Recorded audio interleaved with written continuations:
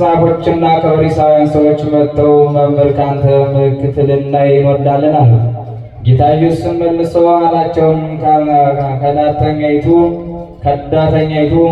አመፀኛይቱ አመንዝራይቱ ትውልድ ምልክት ትሻለች፣ ምልክቱ ግን አይሰጣት። በነቢዩ ከዮናስ ምልክት በቀር ዮናስ 3 መዓልት 3 ሌሊት በዓሣ አንባሪ ሆድ እንደነበረ እንዲሁም የሰው ልጅ 3 መዓልት 3 ሌሊት በምድር ልብ ውስጥ ይኖራል።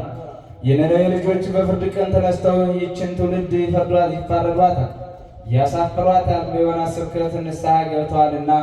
እነሆ ከዮናስ የሚበልጥ ከዚህ ዓለም ንግሥት አዜብ በፍርድ ቀን ተነስታ ከዚያች ትውልድ ጋር ትፋረዳለች፣ ታሳፍራታለች። የሰሎሞንን ጥበብ ትሰማ ዘንድ ከምድር ዳርቻ መጥታለችና። እነሆ ከሰሎሞን ጥበብ የሚበልጥ ከዚህ አለ።